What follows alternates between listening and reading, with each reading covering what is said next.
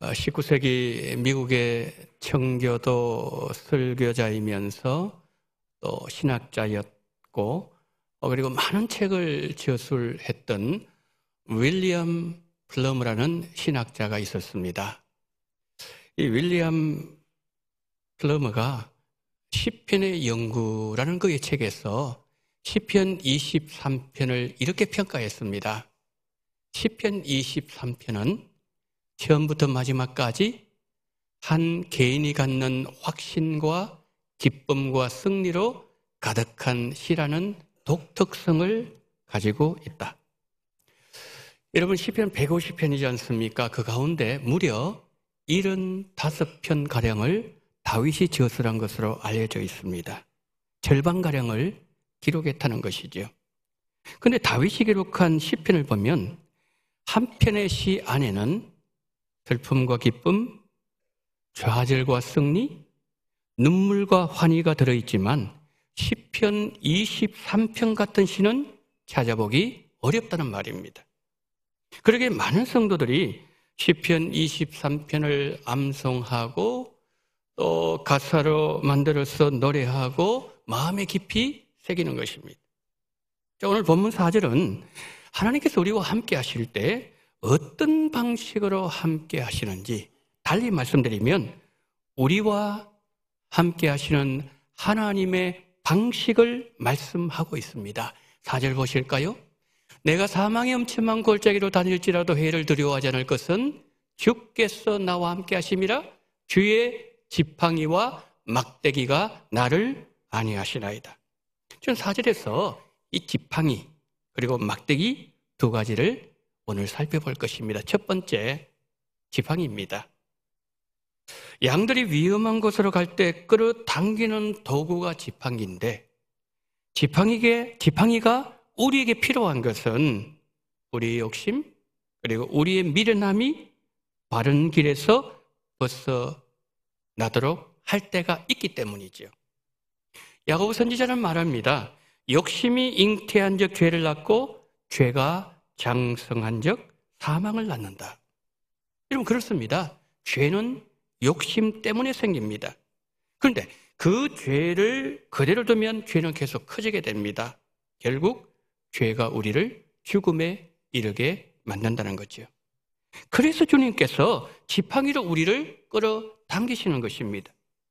그래도 목자의 말을 듣지 않으면 목자는 어쩔 수 없이 양을 막대기로 때리는 것은 그를 사랑하기 때문에 그리고 그렇게 해야 양이 살 수 있기 때문입니다. 여러분, 그때 양은 이렇게 생각할 수 있습니다. 내 주인이 왜 나만 미워하는가?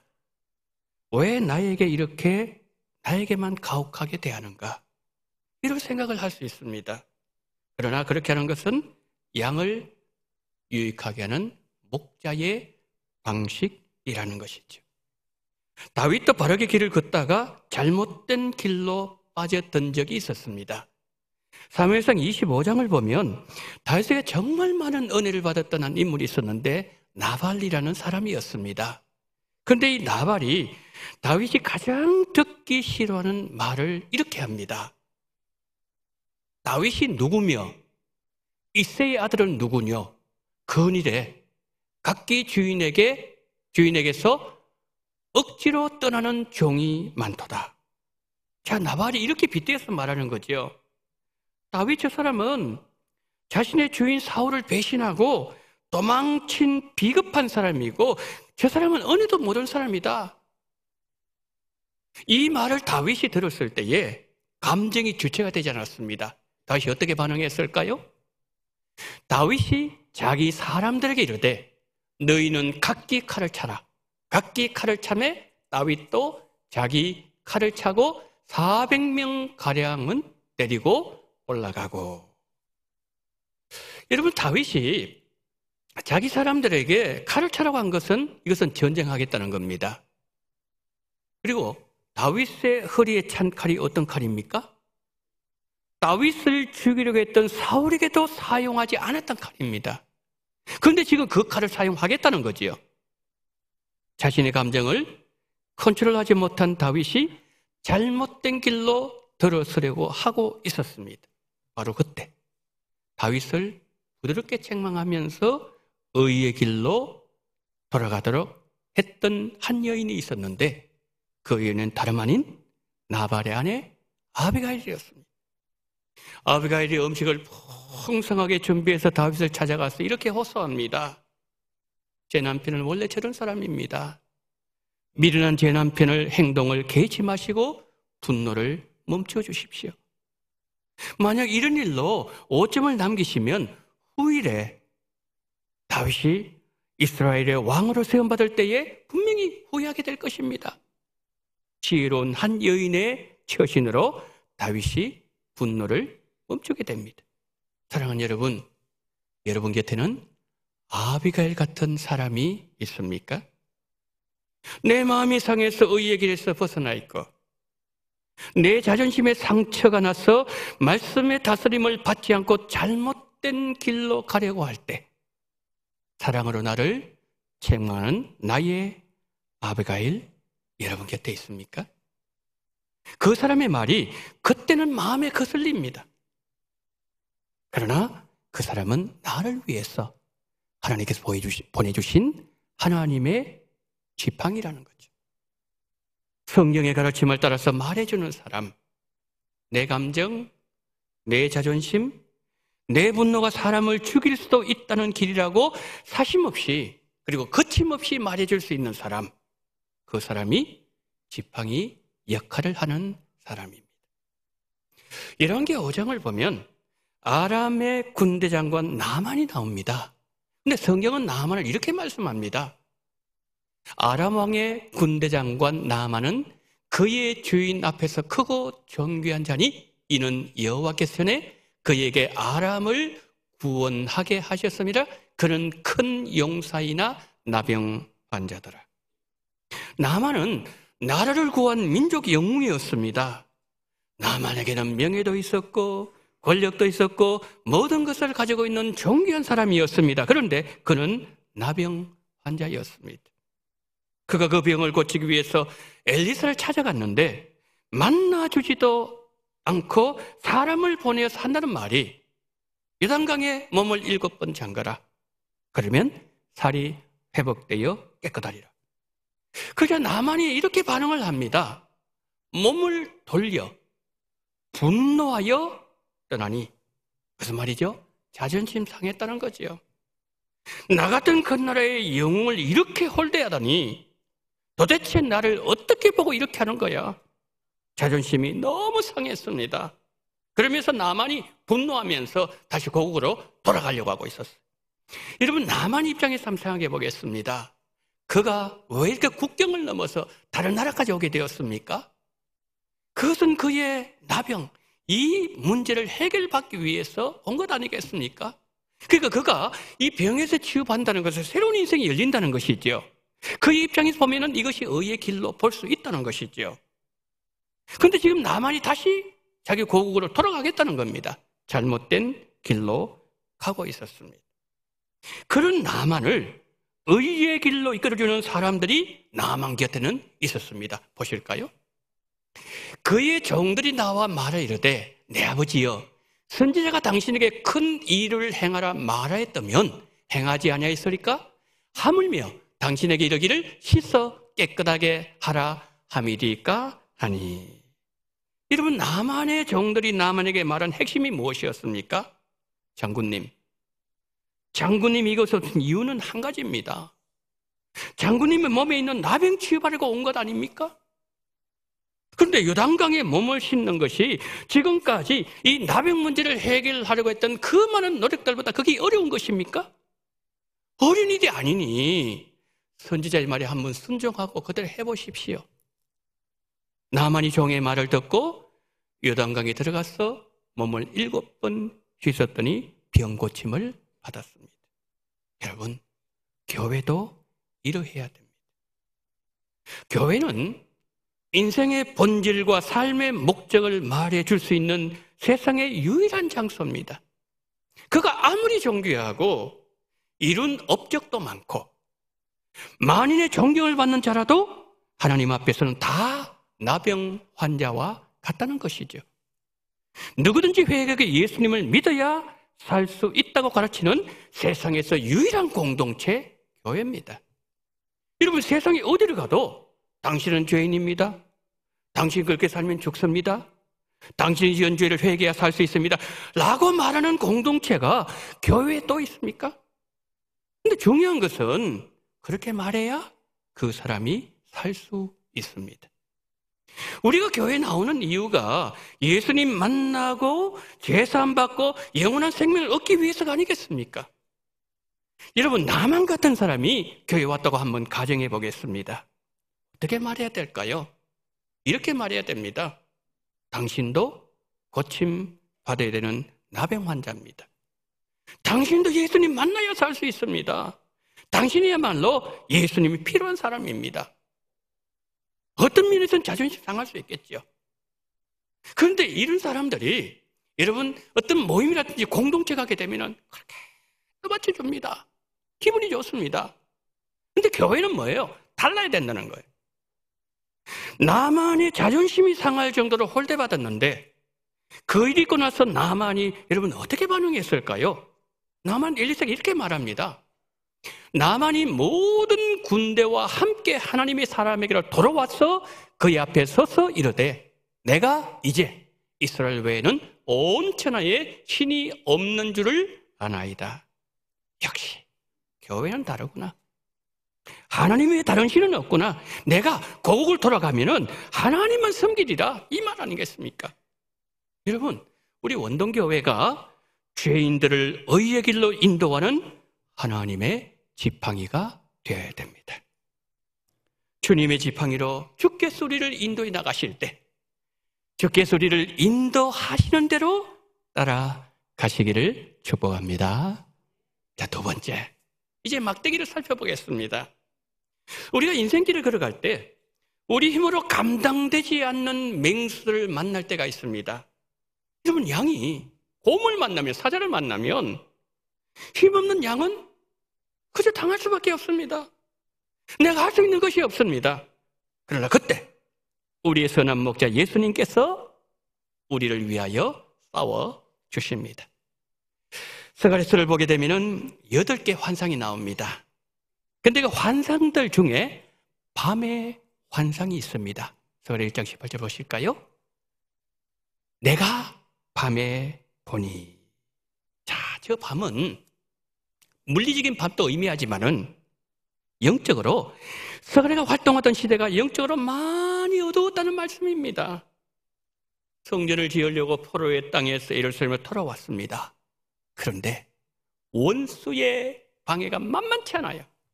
시간이 가면 갈수록 더욱더 집요합니다. 그래서 성전 건축을 중단해야만 했습니다. 그리고 15년의 시간이 지나갔습니다. 다시 성전을 지으려고 하는데 원수들의 방해는 더 심해졌습니다. 여러분, 스가랴에게 15년의 시간은 깊은 밤이었습니다. 바벨론에서 예루살렘으로 하나님께서 인도해 주셨고 그에게 사명을 주셔서 성전 지으라고 그렇게 오셔서 왔는데 너무너무 실망스러운 겁니다. 깊은 절망의 밤에서 빠져나오지 못하고 그곳에서 절망하고 있을 때 하나님께서 어느 날 스가랴 앞에 환상을 쫙 펼쳐보십니다. 저거예요. 내가 눈을 들어본즉 4개의 뿔이 보이기로 이에 내게 말하는 천사에게 묻되 이들이 무엇이니까 하니 내게 대답하되 이들은 유다와 이스라엘과 예루살렘은 헛들인 뿔이니라. 자, 저기 보게 되면은 뿔이 나오지 않습니까? 4개의 뿔이 나와요. 여러분, 성경의 뿔은 권세, 능력을 상징합니다. 그런데 이 뿔이 어떻게 했다고요? 유다와 이스라엘과 예루살렘을 흩어버렸다는 거죠. 강력한 힘을 가진 존재가 바로 네 뿔들이라는 거지요. 이 뿔 환상을 보여주실 때 하나님께서 곧이어서 다음 환상을 또 하나님 보여주셨어요. 저 환상이에요. 그때에 여호와께서 대장장이 4명을 내게 보이시기로 내가 말하되 그들이 무엇하러 왔나이까니 대답하 이르시되 유다 땅을 흩뜨린 여러 나라의 뿔들을 떨어뜨리려고 하느니라 하시더라 그랬어요. 여러분, 하나님께서 곧이어 가지고 보여주신 환상은 4명의 대장장이를 보여주셨습니다. 여러분, 대장장이 뭐 하는 사람들이지요? 망치로 쇠를 두들겨서 자신이 원하는 도구를 만들어내는 사람들이 대장장입니다. 이 4명의 대장장이들이 내가 감당할 수 없는 적들을 쇠망치로 두들겨 패고 내리칠 것이란 말씀입니다. 그런데 이 환상을 언제 보았다고요? 아무것도 하지 못할 때, 완전히 절망의 나락에 떨어져 있을 때에 이 환상을 보여주셨으니 여러분, 이 환상을 본 스가랴가 얼마나 용기가 많이 여러분 충만했겠습니까? 그리고 이것을 이스라엘 백성들에게 얘기했을 때에 이스라엘 백성은 얼마나 큰 위로를 받게 되었겠습니까? 내가 감당할 수 없는 문제들, 내 입으로는 어떻게 할 수 없는 원수들을 주님의 망치로 두들겨 패고 사정없이 내치신다는 거죠. 스가랴 보았던 이 망치는 하나님의 막대기였다는 거죠. 스가랴가 힘이 없다고 함부로 대하고 무시하고, 그리고 하나님의 뜻을 행하려고 하는 성전 짓는 것을 방해하고 가로막고 못살게 구는 원수들을 내리치시는 하나님의 막대기를 보면서 속에서 힘이 솟구쳤다는 거죠. 여러분, 이 스가랴에게 주셨던 환상이 4절에서 다윗에게도 그대로 나타나고 있습니다. 막대기를 가지고 나를 위해서 싸우시는 예수님, 우리에게 뭘 보여주고 있습니까? 요한복음 10장의 선한 목자 비유에서 예수님은 이렇게 비유하셨습니다. 나는 선한 목자라. 선한 목자는 양들을 위하여 목숨을 버리거니와 싹구는 목자가 아니요 양도 재앙이 아니라 이리가 오는 것을 보면 양을 버리고 달아나니 이리가 양을 물어가고 또 해치느니라. 이런 맹수가 공격하면 삭구는 자기 목숨 하나 부지하려고 도망을 갑니다. 그러나 선한 목자는 목숨을 내어놓고 싸웁니다. 예수님은 나를 살리시기 위해서 십자가에서 피를 흘리면서 싸우셨고 십자가에서 죽으셨습니다. 여러분, 죽으셨으면 진 겁니까? 골로새서 2장 15절 이렇게 말씀합니다. 십자가로 그들을 이기셨느니라. 십자가에서 패배한 것처럼 보이지만은 예수님은 죽으심으로 이기셨습니다. 십자가에 이기신 예수님께서 사망 권세 이기는 권세를 우리에게 주셨습니다.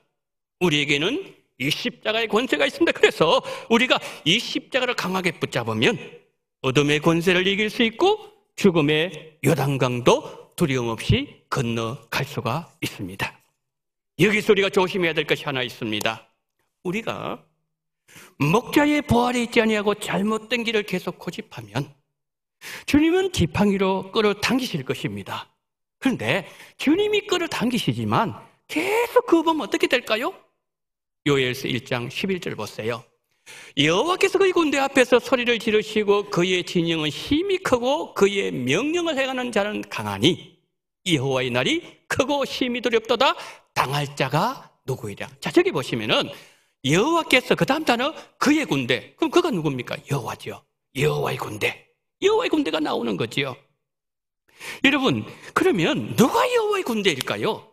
출애굽기 12장 41절이 말씀합니다. 430년이 끝나는 그날에 여호와의 군대가 다 애굽 땅에서 나왔은즉. 자, 애굽 땅에서 나올 때 이스라엘 백성들이 여호와의 군대라는 말씀이지요. 여러분, 그런데 우리가 보았던 요엘서 2장 11절에 나오는 여호와의 군대, 이스라엘 백성이 아니에요. 누가 여호와의 군대인가 하면은 바벨론 군대가 여호와의 군대라는 거예요. 이게 무슨 말씀이에요? 순종하지 않는 하나님의 백성들과 전쟁하시려고 하나님은 바벨론 군대를 이끌어 오십니다. 하나님께서 바벨론 군대를 하나님의 막대기로 사용하시겠다는 것이죠. 그러면서 요엘 선지자는 계속해서 이런 말을 합니다. 여호와의 말씀에 너희는 이제라도 금식하고 울며 애통하고 마음을 다하여 내게로 돌아오라 하셨나니 너희는 옷을 찢지 말고 마음을 찢고 너희 하나님 여호와께로 돌아올지어다. 지금도 늦지 않았으니 하나님께로 돌아오라. 지금 내가 서 있는 그 길에서 돌아서라. 그럼 너는 살 수 있다. 여러분, 우리가 지금 사망의 음침한 골짜기를 다 우리가 지금 걸어가고 있습니다. 이때 우리가 배워야 되는 교훈은 바로 이겁니다. 나는 선한 목자 예수님 곁에 서 있는가? 내 생각, 내 계획, 내 삶이 예수님과 함께하고 있는가? 여러분, 우리가 이것을 늘 생각해야 되고 항상 살피는 이유가 있습니다. 그 이유가 뭘까요? 우리는 언제든지 주님을 돌아설 수 있어요. 우리는 기회만 주어지면은 우리는 예수님으로부터 멀어질 수 있는 가능성을 가지고 있는 자들이 우리이기 때문에 그렇습니다. 그래서 여러분, 내 생각이, 내 계획이, 내 감정이, 내 삶이 예수님 옆에 서 있지 않으면 빨리 주님 품으로 달려가야 돼요. 주님 품에 안겨야 됩니다. 거기에 숨어야 됩니다. 그래야 내 삶에 문제가 없고 내 자녀들이 안전하고 내 가정이 편안하고 우리 원동교회도 은혜도 감사도 넘치고 원수의 공격을 받지 않습니다. 원수가 공격할 필미가 없어져 버린 거예요. 왜? 숨어버리기 때문에. 여러분, 양이 목자에게 달려가서 목자의 품에 숨어 있는데 어느 맹수가, 어느 원수가 감히 예수님한테 여러분 전쟁을 건단 말입니까? 이스라엘 백성들이 가나안 땅에 들어가서 여리고성 전쟁을 하려고 여리고성 앞에 도착했을 때였습니다. 그런데 여호수아 앞에 여호와의 군대 장관이 서 있는 겁니다. 여러분, 여호와의 군대 장관은 예수님이에요. 예수님 왜 오셨을까요? 예수님께서 선두에서 싸우려고 오셨다는 것이죠. 그런데 그 예수님께서 여호수아에 대뜸 이렇게 질문하십니다. 15절 같이 읽어야 됩니다. 시작. 여호와의 군대 대장이 여호수아에게 이르되 내 발에서 신을 벗어라. 내가 선 곳은 거룩하니라 하니 여호수아가 그대로 행하니라. 지금 저기에서 여러분, 신을 벗는다 다 알고 있지 않습니까? 너희 내 종이 되어라, 그런 뜻이 아니겠습니까? 예수님께서 여호수아에게 말씀합니다. 너가 내 종이라면 너가 나의 종이란 것을 모든 사람이 볼 수 있도록 행동으로 보여주어라. 그러면 내가 너를 위해 싸울 것이다. 여호수아가 어떻게 반응했습니까? 저기 나와 있는 것처럼 여호수아가 그대로 행하니라. 여호수아가 예수님의 종이란 것을 신발을 벗음으로 행동으로 보여주었을 때에 그 전쟁에서 이길 수 있었어요. 여러분, 주님은요 지금 나에게 이렇게 물으십니다. 너는 지금 어디 서 있느냐? 너는 예수님 곁에 서 있느냐? 우리가 주님 옆에 있으면 아무도 우리를 건들지 못하도록 막아주실 겁니다. 누구도 우리를 이기지 못하는 하나님의 군대를 세워주실 겁니다. 우리의 선한 목자, 예수님 계시지 않는 다른 길로 가지 마십시오. 혹여 예수님과 멀어진 길에 서 계신다면 지금 빨리 주님께로 돌아가십시오. 내가 주님 옆에 있으면 주님의 지팡이는 나를 인도하는 지팡이가 될 것이고 주님의 막대기는 나를 보호해주는 막대기가 될 것이고 우리 삶에는 아픔도 후회도 없게 될 것입니다. 이번 한 주간 우리의 선한 목자 예수님의 보호하심이 모든 성도님들과 함께하게 되시기를 예수님 이름으로 축원합니다. 아멘.